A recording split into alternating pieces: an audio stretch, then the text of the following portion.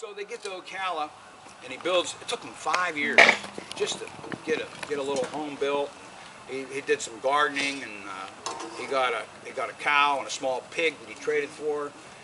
And how he survived was, besides doing that, he would trap coons and any kind of animals, and then he would go to the trading post on the St. Johns River, and he would sell them, and then he would buy his supplies from the trading post.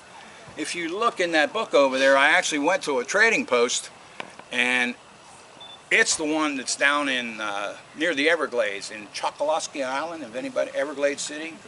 Yeah. It's called the Smallwood Store. You been there? Yeah. Oh, yeah. Isn't that great? Great. Yeah. Great place. Yeah. Great trip. And it would be very, very similar to that. You know, so I went there and took some pictures down there, and just so people would get an idea. And that's what he would do. He would just go there and come back.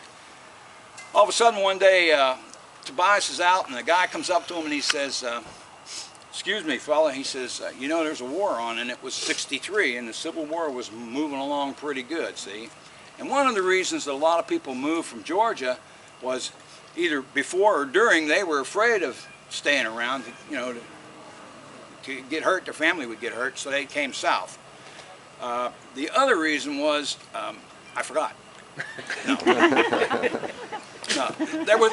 What it was, you could come here and you could get 160 acres of land by homesteading, and the deal was 5 acres you farmed, you built a house, and you stayed there for 5 years. After that, Florida would give you a deed to the property, 160 acres. Where you are standing right now, or sitting, is exactly what happened here. There was a homesteader that came here in the late 1800s, and he got two of those deeds. He had 160, and then he got another 160. So this place is a 320-acre park, and that's how it started, okay? So Tobias decides that he's going to homestead, and the guy comes and tells him the war is going on. He tells Tobias that he has to go and drive cattle from up around Gainesville, which is a big cattle country up in there, and from there he has to help drive those cows all the way up to the St. Mary's River. You know where you come into Florida to get the free orange juice? Right about there. Only they didn't have that place there at that time. Anyway, he said, "I don't want to go." And they said, "Well, the governor has sent me here to get people and bring them here and let them be cow cavalry." And he says, "Well, I don't want to be cow cavalry." He says, "Well, you either be a cow cavalry man, a soldier, or I'll shoot you." So he decided to go along with him and herd these cows.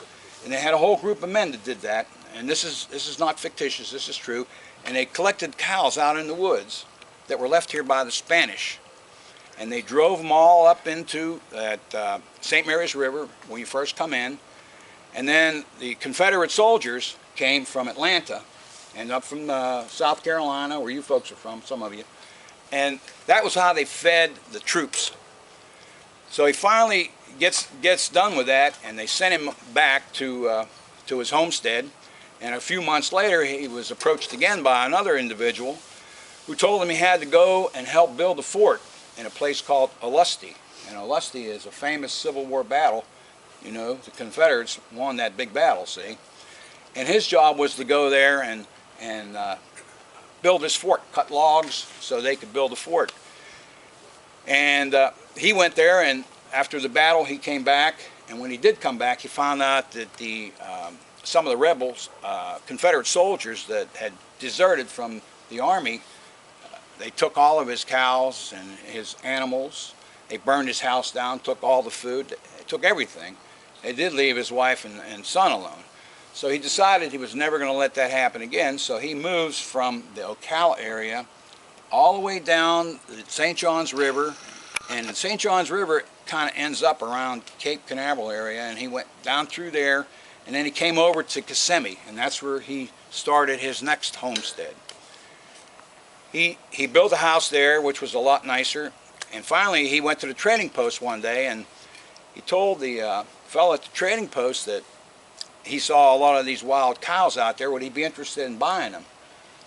The guy at the trading post said, not me. He said, "We don't buy them here." He said, "But I'll tell you what, you can take them over to the west coast near Fort Myers, to a place called Punta Rasa.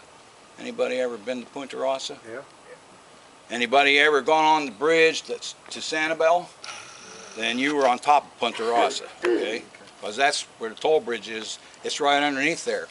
And what they would do is they would drive these cows from Kissimmee and gather them out in the woods and drive them all the way down the Kissimmee River to Lake Okeechobee, and then they'd come down the Caloosahatchee River and cross the river, not too far from where old Flo and LaBelle's place was, and then they'd bring them down here. And if some of you have been to the Edison home, if you notice, there's a road going like through the middle of the place. Well, that was the cattle trail there. And there was a guy by the name of Jake Summerlin who was a local here, and he set up pens over at Punta Rasa. And the cowmen would bring those cattle down there and they'd put them in pens, and then they would check them out and count them. And every cow that they brought, if it was in good condition, they'd get somewhere between $12 and $16 for each head of cattle. Anyway, getting back to the Cracker Cowboys, the reason they called them crackers, does anybody know the reason? Whip. That's right. They would crack these whips. They were about 10, 12 feet long. And they referred to them also as a wife tamer. And if you lived in a 12 by 12 cabin, a 10 or 12 foot whip was just right. Okay? Kids paid attention to what you said. But these guys were so good, they could crack that whip right next to any cow and never hurt it. You know, hardly even touch the skin. That's how rattlesnakes, they'd see them on the ground, and they could pop the head off of a rattlesnake just like that. That's how good they were with these whips.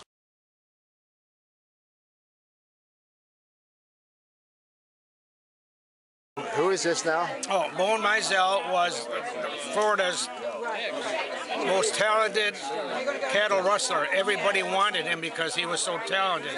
Okay. So one time they were out on a drive, and the drive master wanted this one particular steer because he looked so strong, and steer headed off in the woods, and he said, you know, we got to go get him. And so he said, Bone, you're the only guy that can go in there. I want you to get that. So Bone rides in there, and there's a lot of thrashing and then a howling and a thumping, and out comes Bone, and the boss says, well, did you get him? He said, how did you brand him? You didn't have anything. He said, I bit his ear. So that was the brand. You could tell by. That's how tough he was.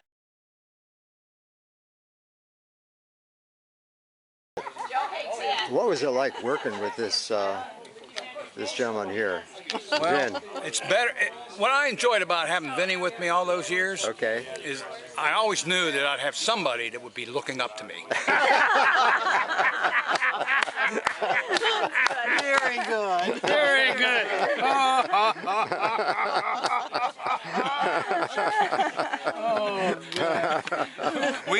That was.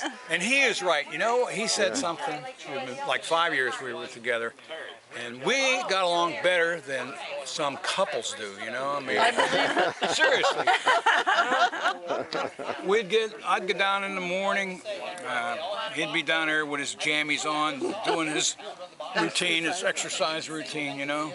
And then we'd talk about yesterday and tomorrow and what we're gonna do. And we just had a lot of fun. Is there any funny experiences that occurred any time with Ben? Oh, I'm sure. Well, did you tell him about the time the bread stuck to the lid? No, I haven't. Tell him that story. I gotta go over here and watch these guys. So Okay. I'm trying to look like I'm doing something. You know? I'm not seeing I'm you, doing all the Ben. work. Isn't it great to have help like that? Oh yeah.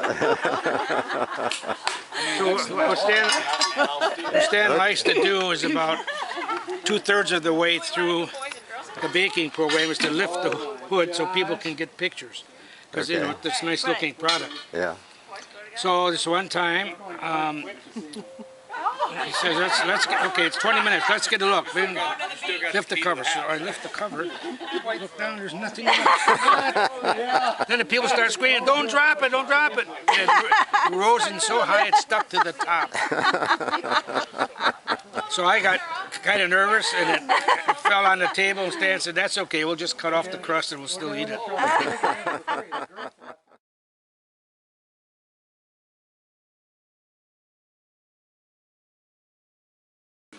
About 4 ounces of nuts, maybe more if you like it, a little nuttier than that, okay?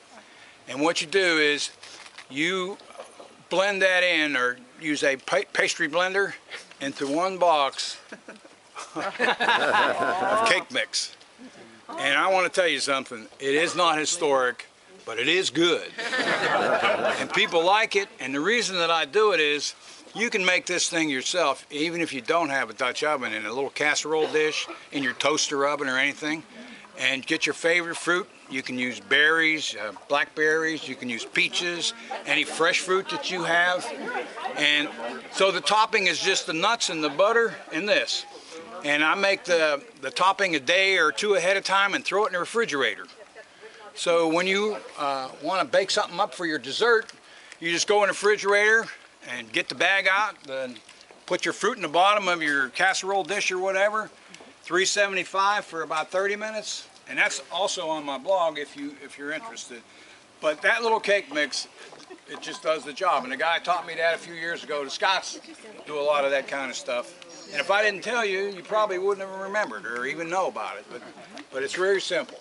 So, and I think that, yes ma'am. How many mangoes? As many as you like. I usually make sure that the bottom of the pot is covered, you know, but I've done it with blackberries, blueberries, strawberries, cherries, and if you really want to get crazy, you can get some cherries. Pie filling is good, apple pie filling, and get some good quality pie filling, and you take some cherries and use a chocolate cake mix. Ooh. And you mix that together, and I'll tell you what, it's good too. So this is a modern recipe, but people like it, so that's why I do it over, okay?